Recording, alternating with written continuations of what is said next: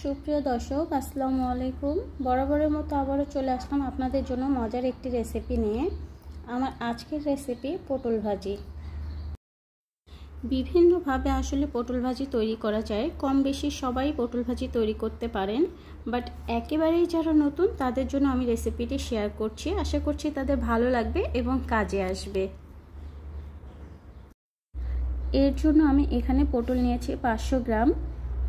এখন পটলের দুই সাইডের অংশটুকু কেটে নিব এবং উপরে যে সবুজ অংশটা আছে তা আমি একটি ছুরির সাহায্যে চেঁচে নিব।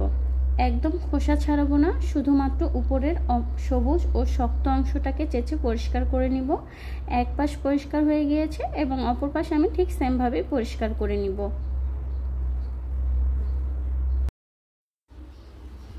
পরিষ্কার করা হয়ে গিয়েছে। এখন একটি চাকুর সাহায্যে মাঝ বরাবর কেটে দুই ফালি করে নিব এবং সেমভাবে সবগুলো পটলকেই আমি কেটে নিয়েছি। এখন পানি দিয়ে ভালো করে ধুয়ে পরিষ্কার করে পানি ঝরিয়ে নিব। এই পর্যায়ে এখন 1 চা চামচ লবণ ও 1 চা চামচ হলুদ দিয়ে পটলগুলোকে ভালোভাবে মাখিয়ে নিতে হবে। আমার পটলগুলো মাখানো হয়ে গিয়েছে। এখন আমি ভাজার জন্য চলে যাব।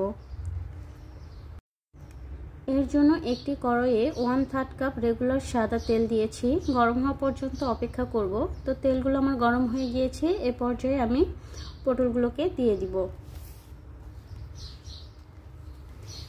এবং একটি খুন্তির সাহায্যে নেড়ে চেড়ে নিব। ঠিক 4 থেকে 5 মিনিট পর আবারও নেড়ে চেড়ে দিব। ঠিক এভাবে বেশ কয়েকবারে উল্টে পাল্টে ভেজে নিব।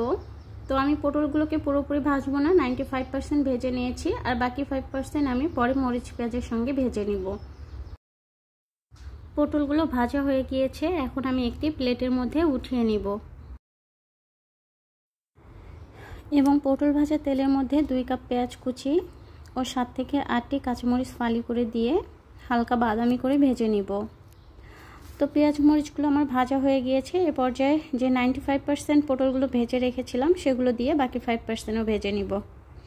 আমি কড়া করে ভাজিনি, হালকা কড়া ভেজে নিয়েছি। আপনারা আপনাদের পছন্দ মতো ভেজে নিতে পারেন।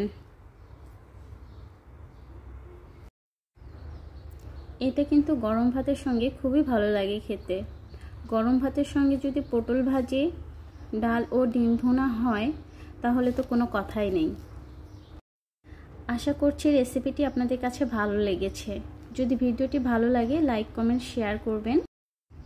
আর এরকম সহজ এবং মজার মজার রেসিপি পেতে চ্যানেলটিকে সাবস্ক্রাইব করে নিয়মিত চ্যানেলের সাথে থাকবেন আশা করছি। আজ এখানেই বিদায় নিচ্ছি। আল্লাহ হাফেজ।